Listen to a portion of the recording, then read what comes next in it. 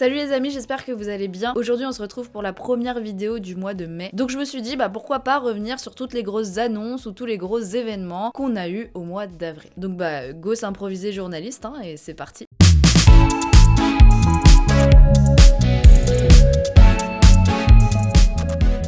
Du coup, commençons par le commencement. En 1er avril, et ce n'est pas un poisson d'avril, il a neigé sur les parcs Disney. Bon, pas que sur les parcs en vrai, sur toute l'île de France, ce qui a certainement créé des bouchons immenses parce que les Parisiens, même quand la neige ne tient pas au sol, ne savent plus rouler. Enfin, vous me direz, même quand il n'y a pas de neige, ils savent pas rouler. C'est de l'humour, je suis parisienne du coup aussi, vu que je bosse à Paris, voilà. Mais c'est pas l'info principale de ce 1er avril, parce que l'info principale, c'est que ce jour-là, il y a eu le retour à la normale de toutes les rencontres avec les personnages, enfin, ça y est. Que le personnage soit à l'intérieur, que ce soit un personnage, comme on dit, à visage découvert ou couvert, on peut les re-rencontrer comme avant. Ils peuvent signer des autographes, on peut leur faire des câlins, donc c'est trop bien, ça fait plaisir. Je suis bien évidemment déjà passée à Meet Mickey, J'ai pas encore eu l'occasion de faire le pavillon des princesses, mais je ne sais pas si je le ferai, parce que franchement, les princesses m'intimident de ouf. Je sais pas, elles m'intimident. Bref, du coup, j'ai peur d'aller les voir. Mais par contre, ça me fait trop plaisir de revoir plein de vidéos où justement, les gens vont rencontrer leur personnage préféré et peuvent aller lui faire des câlins et tout. Enfin bref, c'est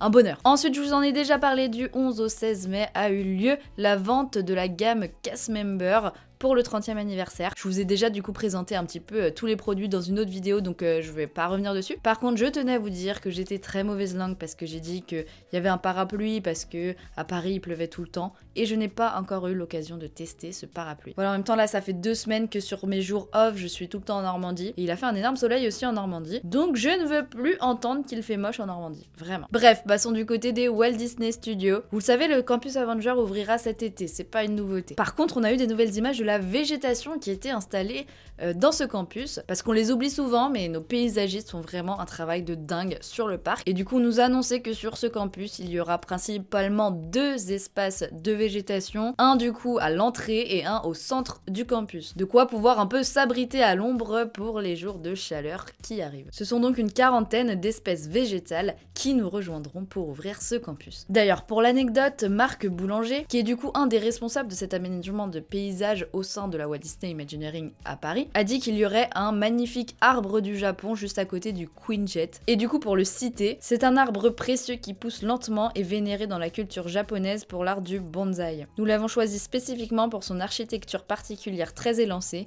qui vient épouser avec harmonie la plateforme du Queen Jet. Donc voilà, on peut vraiment s'attendre sur ce land à ce qu'aucun détail n'ait été laissé au hasard. J'ai envie de dire comme partout à Disney. Mais c'est pas la seule nouvelle qu'on a du côté du campus. Stark Industries, la société dirigée par Tony Stark, a annoncé sa nouvelle révolution high-tech. Nous avons eu du coup les premières images de l'ADV, le nouveau véhicule d'Avengers Campus, qui permettra aux super-héros de se déplacer aux 4 coins du campus. C'est vrai qu'il fait assez futuriste ce véhicule, mais il me plaît bien, du coup depuis cette annonce, je m'entraîne officiellement pour devenir un super-héros et pouvoir montrer à bord de cette voiture. Voilà pour le campus, mais vous le savez, ce n'est pas le seul chantier qui a débuté, enfin lui se finit pour le coup, mais il y a un autre chantier qui a débuté au Walt Disney Studios et c'est le chantier pour le fameux land de la Reine des Neiges. Donc ce land reproduira le royaume d'Arendelle avec une montagne de 40 mètres de haut derrière et un lac de 3 hectares. On le savait déjà, dans ce land il y aura donc une nouvelle attraction qui permettra de voyager au sein de l'univers de la Reine des Neiges, mais également une boutique et un restaurant qui servira des plats d'influence nordique. Et puis bien évidemment une photolocation qui permettra de rencontrer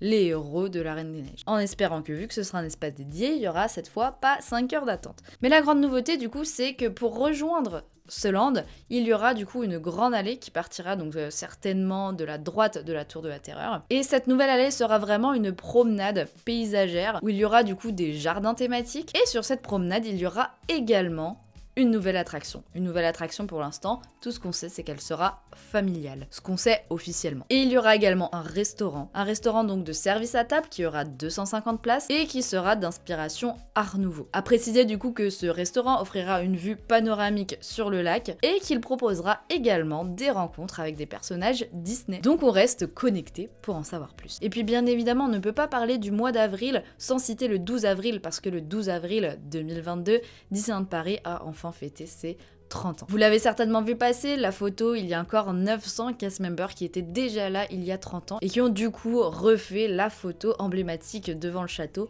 d'il y a 30 ans. Je vous en ai déjà parlé du coup de cette journée, mais il y a quand même quelque chose qui l'a marqué, c'est cette aide d'honneur par les castes. Il y avait quand même plus de 2000 castes volontaires pour vous accueillir de 8h30 à 10h du matin à peu près. 30 ans c'est quoi? 30 ans c'est 375 millions de visites. Si on parle de chiffres, et Disneyland Paris, c'est une contribution à hauteur de 84,5 milliards d'euros à l'économie française et à 6% des recettes touristiques de la France. C'est également 16 000 castes qui font vivre la magie au quotidien. Et ce jour-là, il faut le noter, 43 de nos castes, 43 Disney Volunteers, ont passé la journée avec 270 jeunes défavorisés de France et de Belgique qui avaient été invités à fêter notre 30e anniversaire. C'est des choses dont on parle un peu moins, mais qui, je pense, sont importantes à notifier. Et pour remercier tous les castes, et pour remercier du coup ces 16 000 castes, bien évidemment, on a eu des cadeaux que je vous ai présentés. On a eu un repas offert. Et merci pour ça. Et puis le 30e anniversaire du parc, c'était aussi le 30e anniversaire des hôtels. Et du coup, beaucoup de castes des hôtels se sont réunis devant le Newport Bay Club, quand même un hôtel qui, je pense, reste emblématique, pour faire cette photo où ils se sont tous mis en forme de 30.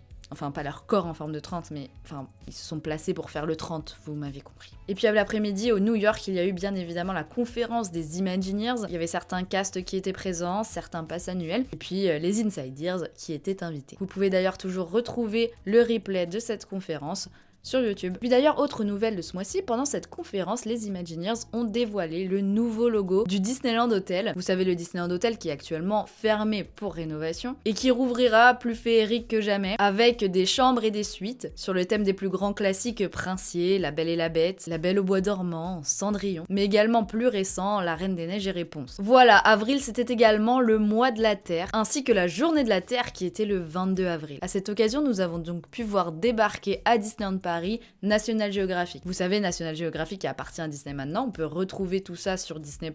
Et à Disneyland Paris, on a eu un nouveau spectacle qui a eu lieu tous les après-midi à Studio Theater, une exposition photo. Seulement le 22 avril, il y a eu également un spectacle inédit sur le château et il y a également eu une conférence National Geographic avec des explorateurs de National Geographic qui étaient présents. En parlant de verre, Disney a annoncé la mise en service de ses premiers panneaux photovoltaïques. Vous savez, les panneaux solaires qui ont commencé à être installés depuis 2020 sur le parking, eh bien ça y est, une première partie est fonctionnelle et qui permettra de réduire à terme 890 tonnes par an d'émissions de CO2. Pas seulement à Disney, mais vraiment sur tout le territoire de Val d'Europe. Et du coup, ce parking deviendra l'une des centrales de panneaux photovoltaïques les plus grandes d'Europe. Et en même temps, ça protégera les voitures. Voilà. Ensuite, autre nouvelle qui m'a fait grave plaisir ce mois-ci, c'est le retour de Mickey le Magicien. Mickey le Magicien, clairement un des meilleurs spectacles que Disney ait connu, je pense, et qui a fait son retour le 23 avril. On est donc à 5 représentations par jour, et pour ceux qui ne veulent pas attendre ou être sûrs d'avoir une place pour un show précis de la journée, vous avez ce fameux service accès garanti, donc qui est payant via l'application et qui existait déjà pour le spectacle du Roi Lion. Je précise que bien sûr vous pouvez totalement continuer à y accéder gratuitement, faut juste arriver un petit peu en avance pour être sûr d'avoir une place. Sinon, si vous voulez vous garantir l'accès, du coup ce service est à 15 €. Pour mettre un peu en avant nos cast members de l'ombre, je tenais à revenir sur les costumes qui ont été offerts au château de Fontainebleau du 10 avril au 4 juillet 2022. Il y a une exposition qui s'appelle L'Art de la Fête à la Cour des Valois au château de Fontainebleau. Pour cette exposition, Disney a créé 2 costumes qui y sont, du coup n'hésitez pas à aller les voir. Voilà, c'est encore un boulot de dingue par nos équipes costumes et on n'en parle pas souvent, mais quand même sans eux la magie n'existe pas. Ensuite, une nouvelle qui a fait beaucoup parler, l'arrivée du Premier Access Ultimate. L'année dernière a marqué la fin des Fast Pass et l'arrivée du Disney Premier Access. Donc actuellement il y a 12 attractions qui ont ce dispositif de Premier Access et du coup quand vous allez sur l'application vous pouvez choisir l'attraction que vous voulez et il faut payer à chaque fois pour l'attraction et par personne. Ce nouveau service permettra de payer un prix global et d'avoir accès une fois à ces 12 attractions. Accès du coup par la file Premier Access, bien évidemment. Donc pour ça, faudra compter minimum 90 € par personne. Et je dis minimum parce que voilà, les prix seront à partir de 90 € en fonction des jours de la semaine et des saisons.